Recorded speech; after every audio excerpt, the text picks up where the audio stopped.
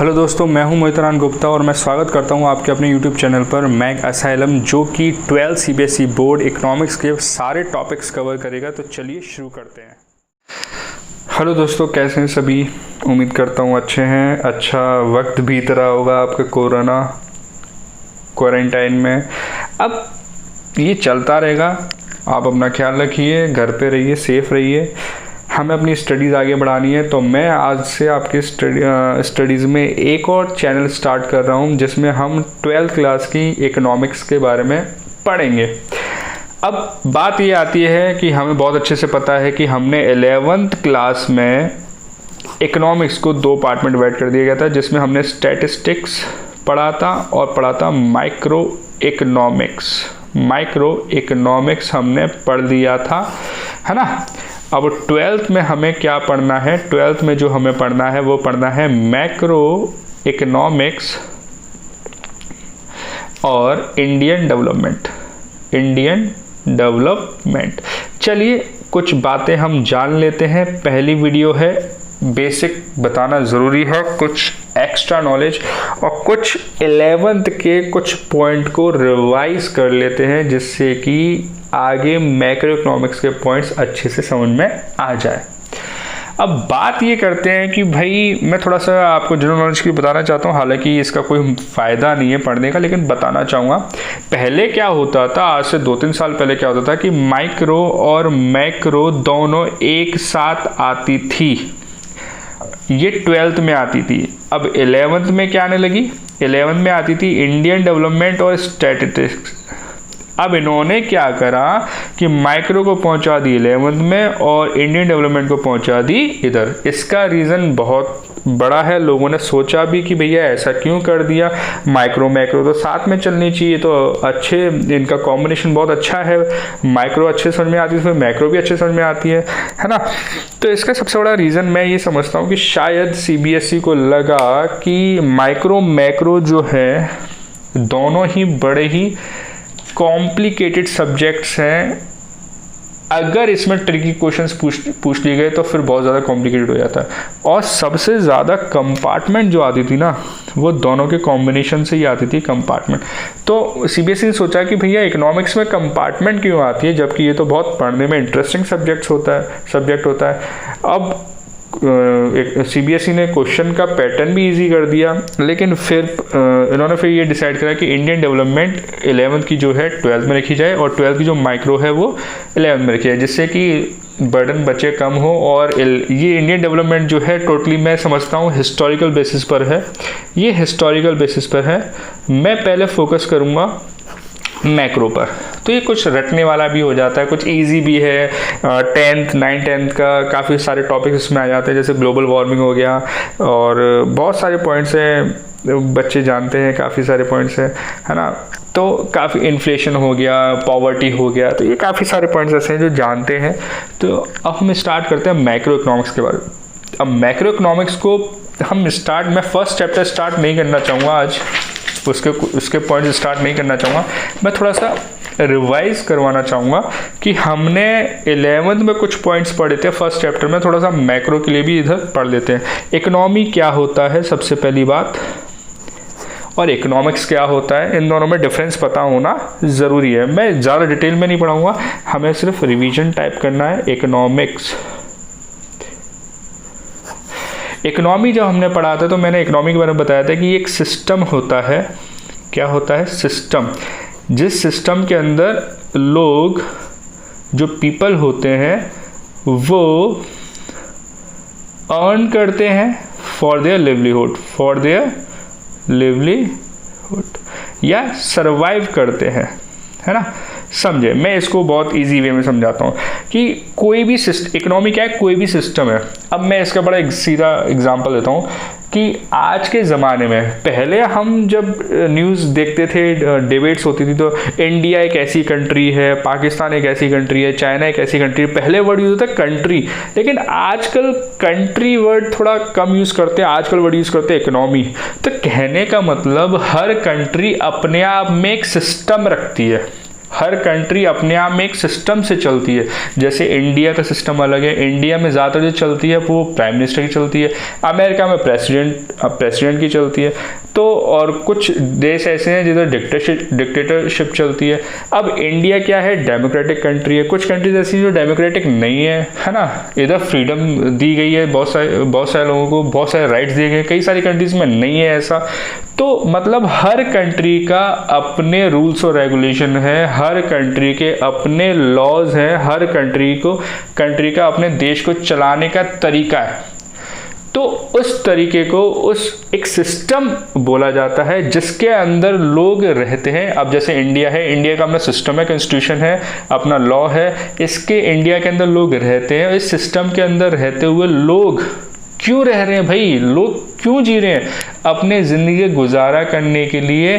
तो इसी को बोलते हैं इकोनॉमी। तो economy is a system in which people earn for their livelihood. कि इसका मतलब इकोनॉमी क्या होती है, एक सिस्टम होती है जिसके अंदर लोग पैसा अर्न करते हैं, वेल्थ को अर्न करते हैं फॉर देयर लिवलीहुड। पैसा कमाते, संपत्ति कमाते, क्यों कमा रहे हैं, अपने ज़िंदगी गुजारा करने के लिए, लिवलीहुड सर्वाइव करने के लिए। मेन वर्ड हम सर्वाइव भी यूज़ कर सकते हैं, सर्वाइव करने के लिए, है ना। तो इसका मतलब होता है इकोनॉमी। फिर हमने इकोनॉमी के बारे में, इसको मैं डिटेल में नहीं लूँगा क्योंकि हमने ये 11th में बहुत डिटेल में पढ़ लिया था। जैसे इकोनॉमी 3 तरह की होती है, सेंट्रली प्लान्ड इकोनॉमी, फिर था सोशलिस्टिक इकोनॉमी, फिर है मिक्स्ड इकोनॉमी। ये 3 हमने इकोनॉमी पढ़ी थी, याद होगा। सेंट्रली प्लान्ड इकोनॉमी मतलब होता है जिसमें गवर्नमेंट का रोल ज़्यादा होता है, हर किसी को गवर्नमेंट से पूछ के काम करना होता है, गवर्नमेंट से परमिशन लेनी होती है, गवर्नमेंट के बिना कोई आप प्रोडक्शन भी नहीं कर सकते। अगर मतलब ये समझ लीजिए कि भैया कोई कंट्री है जिसमें एक कंपनी कार बनाना चाहती है, तो गवर्नमेंट से पूछना पड़ेगा कि हम इतनी कार बना लें। तो इस तरह से वो होती है सेंट्रली प्लान्ड इकोनॉमी, जिसमें गवर्नमेंट का रोल ज़्यादा होता है, जिसका मकसद क्या होता है, इसमें गवर्नमेंट का मकसद जो होता है वो होता है सोशल वेलफेयर, प्रॉफिट अर्न करना नहीं होता। तो इसमें सारी चीज़ें जो होती है, सारे जो रिसोर्सेज होते हैं किसके कंट्रोल में होते हैं, गवर्नमेंट के कंट्रोल में होते हैं। फिर सोशलिस्टिक की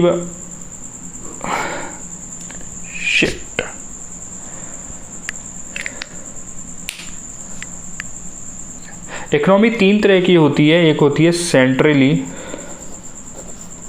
प्लान्ड इकोनॉमी, फिर एक होती है प्राइवेट इकोनॉमी, और फिर होती है मिक्स्ड इकोनॉमी। अब जैसे कि सेंट्रली प्लान्ड इकोनॉमी को हम सोशलिस्टिक इकोनॉमी भी बोलते हैं, इसको हम सोशलिस्टिक इकोनॉमी भी बोलते हैं। इसमें क्या होता है कि जो भी काम हो रहा है वो गवर्नमेंट की परमिशन से होगा, मतलब इसमें गवर्नमेंट का रोल बहुत ज़्यादा रहता है। ऐसी बात नहीं है, देखिए हर इकोनॉमी में गवर्नमेंट और प्राइवेट दोनों मिलकर काम करते हैं। ये बात बिल्कुल गलत है कि अगर इसमें गवर्नमेंट है तो प्राइवेट नहीं होगी, इसमें प्राइवेट है तो गवर्नमेंट नहीं होगी। पहले मैं बता दूँ, कोई भी कंट्री हो, कुछ भी हो, कोई भी कंट्री बिना प्राइवेट सेक्टर के चल ही नहीं सकती। बस फ़र्क ये होता है कि कोई भी इकोनॉमी चलती है तो गवर्नमेंट सेक्टर और प्राइवेट सेक्टर दोनों को मिलके चलती है। और फ़र्क ये होता है किसी का रोल ज़्यादा होता है, किसी में कम होता है। सेंट्रल प्लान्ड इकोनॉमी ये वो इकोनॉमी होती है जो अपने लोगों की बहुत ज़्यादा केयर करती है ना, और ये कहती है कि भैया हमें अपने सारी चीज़ें हमें अपने कंट्रोल में रखनी है सारी चीज़ें, और जो भी चीज़ें सारे रिसोर्सेज अपने कंट्रोल में रखती है। और प्राइवेट सेक्टर को पूछ के काम करना पड़ता है कि भैया हम ये कर लें, हम भैया वो कर लें, क्या हम ये रिसोर्सेज यूज़ कर सकते हैं, क्या हम इतना प्रोडक्शन कर लें। तो मतलब प्राइवेट सेक्टर का रोल तो है, प्रोडक्शन तो कर रही है प्राइवेट सेक्टर, लेकिन परमिशन के साथ लाइसेंस लेके कितना प्रोडक्शन करना है, रिसोर्सेज को बहुत केयरफुली इधर लेके चलती है गवर्नमेंट। गवर्नमेंट का इधर मकसद जो होता है वो होता है सोशल वेलफेयर, और इधर प्रॉफिट अर्न करना इनका मकसद नहीं होता है ना। ये हमने 11th में बहुत डिटेल में पढ़ा था। फिर बात आती है प्राइवेट इकोनॉमी। प्राइवेट इकोनॉमी को हम दूसरा नाम भी बोल सकते हैं फ्री इकोनॉमी। मार्केट इकोनॉमी, बहुत नाम थे, हमने पढ़े थे कि इनके 4 नाम थे, तो वो इतना पॉइंट में मैं नहीं जाना चाहता। ये बेसिकली मैं थोड़ा सा रिवीजन करवा रहा हूँ जिससे कि आपको थोड़ा सा रिमाइंड में आ जाए कि हाँ भाई हमने पढ़ा था इकोनॉमी क्या होता है, इकोनॉमिक्स क्या होता है ना। तो प्राइवेट इकोनॉमी में क्या होता है कि गवर्नमेंट इधर क्या करती है, गवर्नमेंट इधर फ्रीडम दे देती है, गवर्नमेंट इधर फ्रीडम देती है। इवन सेंट्रल प्लान इकोनॉमी में क्या होता है कि प्राइस भी किसी प्रोडक्ट की प्राइस भी गवर्नमेंट डिसाइड करती है, किसी प्रोडक्ट की प्राइस भी गवर्नमेंट डिसाइड करती है, ये वाली बात याद रखिए, है ना। तो सारी चीज़ें मतलब एक तरह से कहने का मतलब है कि वो इकोनॉमी सेंट्रल प्लान इकोनॉमी कहलाई जाएगी जो कि सारी चीज़ें गवर्नमेंट के कहने पर होगी। अगर कोई कुछ काम भी कर रहा है तो गवर्नमेंट से पूछ के करेगा, गवर्नमेंट के परमिशन के बिना कुछ भी नहीं होगा इधर। फिर बात आती है प्राइवेट इकोनॉमी। प्राइवेट और फ्री इकोनॉमी में फ्री इकोनॉमी की बात करें तो इधर गवर्नमेंट फ्रीडम दे देती है प्राइवेट सेक्टर को। अब इधर प्राइवेट सेक्टर जो है अपनी मर्जी से प्रोडक्शन कर सकता है, अपनी मर्जी से रिसोर्सेज को यूज कर सकता है, और इसका नाम मार्केट इकोनॉमी भी है। मार्केट इकोनॉमी इसलिए रखा गया क्योंकि प्राइस इधर गवर्नमेंट डिसाइड नहीं करेगी, प्राइस इधर मार्केट फोर्स डिसाइड करेगा, और मार्केट फोर्स का मतलब होता है डिमांड और सप्लाई डिसाइड करेगी। यह भी हमने 11th में बहुत अच्छे से पढ़ा था, और डिमांड और सप्लाई से प्राइस हम कैसे निकालते हैं ये भी हमने पढ़ा था। और इनका मकसद जो मेन होता है पहले प्रॉफिट अर्न करना ही होता है, फिर ये थोड़ा बहुत सोशल वेलफेयर के बारे में सोचते हैं, है ना। फिर बात आती है मिक्स्ड इकोनॉमी। मिक्स्ड इकोनॉमी की बात करें तो ये गवर्नमेंट प्लस प्राइवेट सेक्टर दोनों के बारे में बात करता है। तो कुछ चीज़ें गवर्नमेंट अपने पास रखती है और कुछ चीज़ें प्राइवेट सेक्टर को दे देती है, ये होता है मिक्स्ड इकोनॉमी। स्पेशली अगर हम इंडिया की बात करें तो हमारे इंडिया मिक्स्ड इकोनॉमी है। जैसे कि मैं बहुत अच्छा एग्जांपल देना चाहूँगा इंडिया के अंदर, जैसे कि मान लीजिए कि भैया मैगी कोल्ड ड्रिंक्स है, कोल्ड ड्रिंक्स पे गवर्नमेंट कहता है कि भैया कोल्ड ड्रिंक्स की जो प्राइस रखनी है रख लो, डिमांड और सप्लाई के हिसाब से रख लो, है ना, क्योंकि कोल्ड ड्रिंक कोई एसेंशियल गुड्स तो है नहीं है। लेकिन हम गवर्नमेंट कहती है कि भैया राशन शॉप पे जो चावल बेचे जाएंगे गरीबों को, और क्या बोलते हैं गेहूं बेचा जाएगा, उसकी प्राइस तो हम ही फिक्स करेंगे भैया, उसकी प्राइस मार्केट डिमांड सप्लाई से फिक्स नहीं हो सकती। तो कुछ गवर्नमेंट अपनी तरफ लेके चलिए कुछ चीज़ें, और कुछ चीज़ें प्राइवेट सेक्टर को देकर चलिए कि भैया आप इधर बिल्कुल फ्री हो, आप अपनी मर्जी से कर सकते हो। अब कार की वैल्यू जो रखनी है रखे, भाई मारुति सुजुकी जो उसे रखना है डिमांड और सप्लाई के हिसाब से वो अपनी कार की वैल्यू रखे। लेकिन कुछ चीज़ें रोक दी गई, जैसे MSP है, मिनिमम सपोर्ट प्राइस, हमने 11th में पढ़ा था, प्राइस सीलिंग प्राइस फ्लोर में। तो फार्मर्स के लिए MSP डिसाइड करती है, तो वो एक लीगल चीज़ हो गई। तो गवर्नमेंट कुछ चीज़ों में प्राइस डिसाइड खुद करेगी, मतलब गवर्नमेंट कुछ रिस्पॉन्सिबिलिटी खुद लेगी और कुछ फ्रीडम दे देगी प्राइवेट सेक्टर को। तो ये हमने सारी चीज़ें पढ़ी थी 11th में। अब बात आती है इकोनॉमिक्स की। तो इकोनॉमिक्स क्या होता है ये भी आप बहुत अच्छे से जानते हैं। इकोनॉमिक्स क्या होता है? इकोनॉमिक्स बड़ा सिंपल मतलब होता है कि लिमिटेड रिसोर्सेज से, मैं ज़्यादा डिटेल में नहीं बताने वाला इसे, कि हम लिमिटेड रिसोर्सेज से अनलिमिटेड वांट्स को कैसे पूरा करें, अनलिमिटेड वांट्स को कैसे पूरा करें विद हैविंग ऑल्टरनेटिव यूजेस। कुछ याद आया? Alternative uses. लिमिटेड रिसोर्सेज से अनलिमिटेड रिसोर्सेज को कैसे फुलफिल करें, और जबकि सामने हमारे एक और प्रॉब्लम है हैविंग ऑल्टरनेटिव यूजेस। इसे हम इकोनॉमिक्स बोलते थे। इकोनॉमिक्स है क्या? इकोनॉमिक्स सोशल साइंस है। इकोनॉमिक्स सोशल साइंस है। ये क्या स्टडी करती है? अच्छा, सोशल साइंस होता क्या है? सोशल साइंस हमने एक चीज़ फोकस करा हो सोशल साइंस पे, हमने जो 9-10 में पढ़ते थे। तो social science history, civics, geography, कहने का मतलब ये इंसानों के बारे में बताती है। हिस्ट्री बताती है कि पास्ट में इंसानों ने क्या करा, सिविक्स बताती है कि इंसानों के पास कितना पैसा है, कैसे वो अर्न कर रहा है, कैसे ज़िंदगी गुजारा कर रहा है ना, क्या स्थिति है, कितना, है ना। तो डेमोग्राफिक कंडीशन बताता है सिविक्स में। फिर इकोनॉमिक्स है, इकोनॉमिक्स में भी यही थोड़ा कुछ वेल्थ चीज़ें बताता है। ज्योग्राफिकल मतलब इंसानों के आसपास का जो एरिया है, सराउंडिंग एरिया, एनवायरनमेंट में, तो सारी चीज़ें सोशल साइंस में इंसान सोसाइटी से रिलेटेड होता है। तो इकोनॉमिक्स भी सोसाइटी से ही रिलेटेड है कि लोग कैसे लिमिटेड रिसोर्सेज से अपने अनलिमिटेड वांट्स को पूरा करते हैं, हैविंग ऑल्टरनेटिव यूजेस। ये सोसाइटी से रिलेटेड है। इकोनॉमिक्स हम इसलिए पढ़ते हैं कि हमें एक प्रॉब्लम सॉल्व करनी होती है, हमें एक प्रॉब्लम सॉल्व करनी होती है जो कि कभी सॉल्व हो ही नहीं सकती, जो कि कभी सॉल्व हो ही नहीं सकती। तो बेसिकली वो बोलोगे प्रॉब्लम भैया सॉल्व क्यों नहीं हो सकती? कभी ज़िंदगी में कभी लिमिटेड रिसोर्सेज अनलिमिटेड हो सकते हैं क्या? या फिर हमारी अनलिमिटेड वांट्स कभी लिमिटेड हो सकती है? तो ऐसा कभी पॉसिबल ही नहीं है कि पैसों की कमी ना हो, गोल्ड की कमी ना हो। गोल्ड लिमिटेड है तभी तो इतना महंगा है ना। तो इकोनॉमिक्स में हम बात करें तो ये इकोनॉमिक एक सोशल साइंस होती है जो कि एक प्रॉब्लम के बारे में स्टडी करती है। वो प्रॉब्लम क्या है? Limited resources, unlimited wants and having alternative uses. इसके बारे में हमने पढ़ा था, है ना। तो फिर बात आती है कि इकोनॉमिक्स दो ब्रांचेस हैं, एक है माइक्रो इकोनॉमिक्स और है एक मैक्रो इकोनॉमिक्स। देखिए मैंने ये इकोनॉमिक्स जो है मैंने डिटेल में नहीं बताया क्योंकि हम ये ऑलरेडी पढ़ चुके हैं। तो मैं आप समझिए क्योंकि मैं सीधे मैक्रो इकोनॉमिक्स के पॉइंट पे आना चाहता हूँ। लेकिन चैप्टर फर्स्ट में इसलिए स्टार्ट नहीं कर रहा कि एकदम से चैप्टर फर्स्ट स्टार्ट करना भी थोड़ा बेवकूफ़ी होगी, थोड़ा ये पता होना ज़रूरी है। अब इकोनॉमिक्स के भी दो पार्ट हैं, दो ब्रांचेज हैं, माइक्रो मैक्रो इकोनॉमिक्स। जैसे कि आप अच्छे से जानते हैं कि माइक्रो और मैक्रो, मैंने इवन ये तक बताया था कि माइक्रो एक ग्रीक वर्ड है, मैक्रो भी एक ग्रीक वर्ड है। माइक्रो जो वर्ड आया ग्रीक वर्ड से माइक्रोस से आया है और मैक्रो जो आया वो मैक्रोस से। माइक्रो का मतलब है ग्रीक में स्मॉल और मैक्रो का मतलब है बिग या लार्ज। कहने मतलब माइक्रो इकोनॉमिक्स वो इकोनॉमिक्स है जो स्मॉल लेवल पर स्टडी करती है। क्या करती है? स्टडी करती है, जो स्मॉल लेवल पर स्टडी करती है। मैक्रो इकोनॉमिक्स वो इकोनॉमिक्स है जो लार्ज लेवल पर स्टडी करती है। तो ये सबसे बड़ा डिफरेंस था इसके अंदर। माइक्रो इकोनॉमिक्स स्मॉल यूनिट पर डील करती है, जैसे वन कंज्यूमर,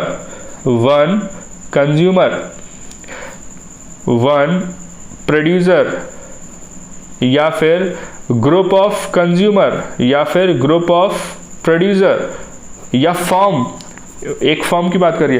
कहने का मतलब बहुत छोटे लेवल पर डील करती है माइक्रो इकोनॉमिक्स। और मैक्रो इकोनॉमिक्स स्टडी करती है, study as a whole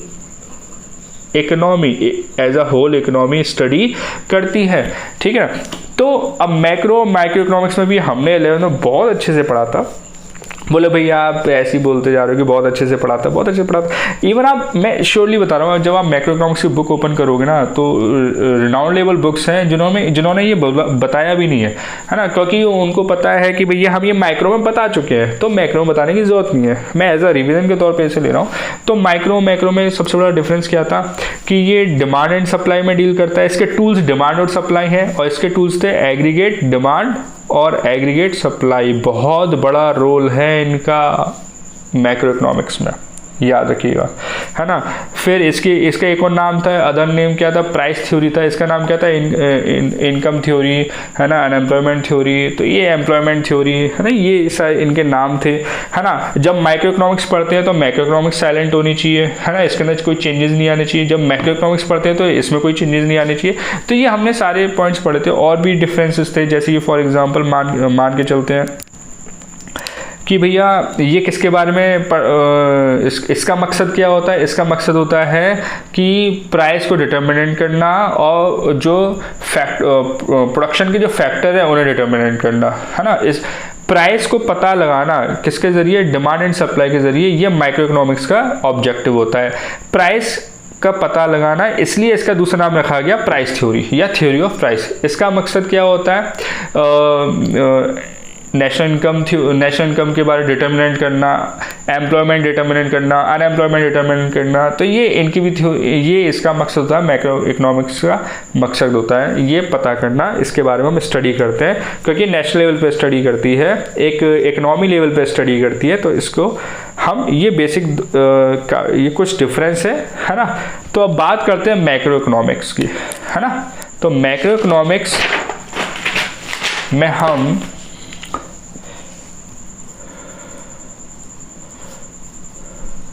macro economics, तो मैक्रो इकोनॉमिक्स की बात करें तो इसमें चैप्टर बड़े इंटरेस्टिंग है, समझना बहुत आसान है, बशर्ते आपको समझना है, रटना नहीं है। जो रटेगा वो गया, तो उसका कोई ट्रीटमेंट नहीं है, ठीक है। अब मैक्रो इकोनॉमिक्स में हम बात करें तो macro economics as a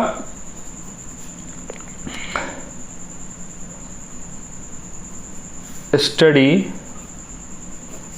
as a whole economy, मतलब एक पूरी कंट्री की स्टडी करती है मैक्रो इकोनॉमिक्स।